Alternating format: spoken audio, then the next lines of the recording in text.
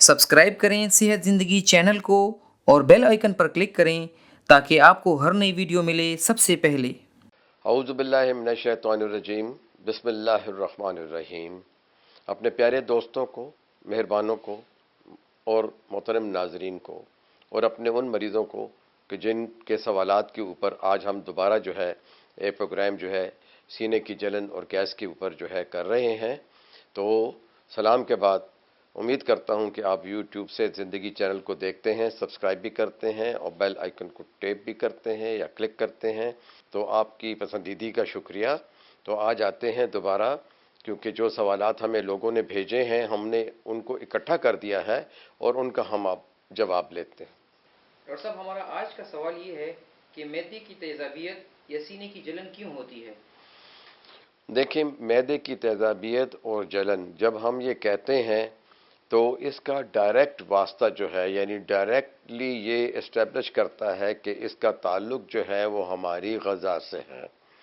और पहला ही ध्यान जो है वो हमारा ग़ज़ा की तरफ चला जाता है। अब ग़ज़ा या फूड को लें तो फिर कुछ आदत इंसानों की ऐसी होती हैं कि इनमें इंसान की पसंद नापसंद और खाने की आदत जो है उसका भी ज़िक्र आएगा। और तीसरी चीज़ ये है कि कोई एनाटॉमिकल डिफेक्ट,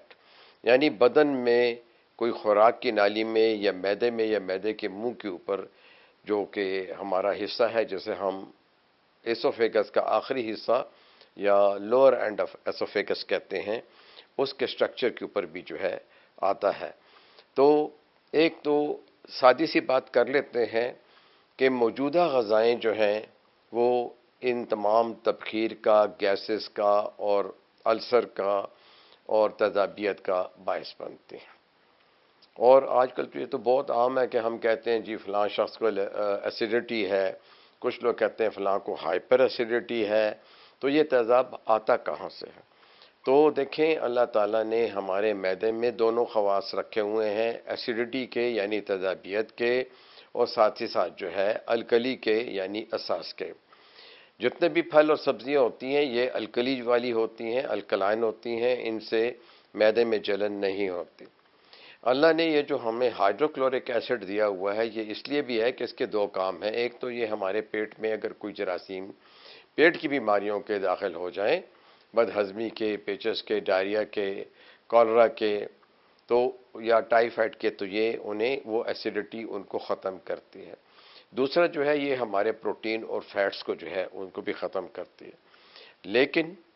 असली ये होता है कि जब हम कोई खाना खाते हैं तो उससे गैस क्यों बनती है? तो वो गैस जो है इसलिए बनती है कि हमारे पेट का जो एसिड होता है और जो हमने ग़ज़ा खाई होती है जो सकील होती है, ज़्यादा चिकनी हो, ज़्यादा मीठी हो, बेकरी का सामान हो, उजलत में खाया गया हो, जल्दी जल्दी खाया गया हो,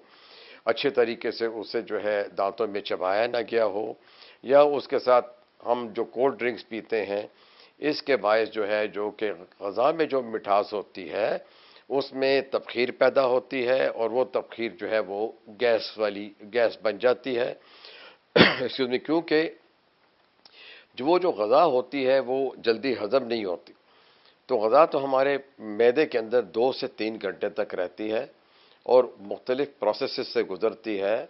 उसके हिस्से बखरे हो जाते हैं, ये समझ लें, वो मज़ीद बारीक हो जाती है और प्रोटीन अलग, कार्बोहाइड्रेट या निशास्ता अलग और चर्बी जो है अलग।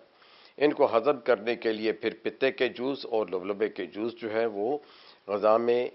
आंतों के ज़रिए जो ड्यूडेनम है उसमें एक सुराख है, उसमें से ये दोनों जो नालियाँ जो है आके खुलती हैं और हमारी ग़ज़ाई अजनास को जो है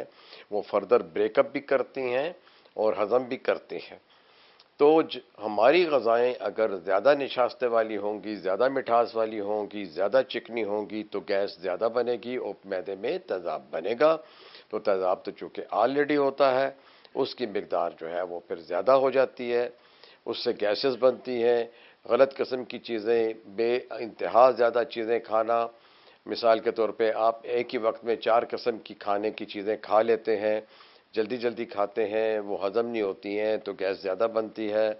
वो जो है फिर हमारे मैदे से हमारी ग़ज़ा की नाली की तरफ गैस उठना शुरू हो जाती है। तो अगर हमारी जो खुराक की नाली जिसको इसोफेगस कहते हैं उसका अगर निचला हिस्सा कमज़ोर हो یا وہاں ہرنیا ہو، یعنی معدے کا کچھ منہ جو ہے سینے کی طرف آ رہا ہو، بالخصوص جو لوگ موٹے ہوتے ہیں ان کو یہ تکلیف ہوتی ہے، یا جب وہ لوگ جو کہ زیادہ کھانا کھانے کے بعد جلدی سو جاتے ہیں،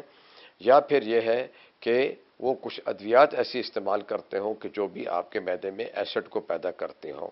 تو دیکھیں ان تمام باتوں سے تو یہ پتہ چلا کہ معدے میں گیس پیدا ہوتی ہے ان خوراکوں سے جو کہ زیادہ چکنی ہوں، زیادہ نشاستے والی ہوں، اور ساتھ ہی ساتھ جو ہے جیسے کہ بیکری کا سامان ہو گیا، میٹھا ہو گیا، اور وہ غذا جب ہضم نہیں ہوگی تو اس میں جو ہے معدے میں تیزاب بھی بڑھے گا، گیس بھی بڑھے گی، اور جلن سینے میں جو ہوتی ہے، جو ہم سینے کی جلن کہتے ہیں، در حقیقت یہ خوراک کی نالی میں جو ہے تیزاب کے چڑھ جانے سے ہوتا ہے، کیونکہ یہ اتنی مضبوط نہیں ہوتی۔ ہمارا معدہ تو بہت مضبوط ہوتا ہے، وہ تیزاب کے اثر سے ہمیں بچا لیتا ہے، لیکن یہی چیزیں جب اوپر سانس کی نالی میں آ جائیں تو پھر جو ہے یہ اس سے کھانسی بھی شروع ہو جاتی ہے، ہماری آواز بھی خراب ہو جاتی ہے، اور معدے میں جلن رہنا شروع ہو جاتی ہے۔ اور دیکھیں آپ نے یہ تو دیکھا ہوگا، بچے بھی آج کل کہتے پھرتے ہیں، بوڑھے جوان ہر قسم کے لوگ، کہ جی ہمیں سینے میں جلن ہے اور ہمیں گیس ہو رہی ہے۔ تو یہ تھوڑا سا تمہیدی جو ہے وہ جائزہ تھا کہ کیوں ہمیں گیس ہو جاتی ہے یا کیوں ہمارے سینے میں جلن ہوتی ہے۔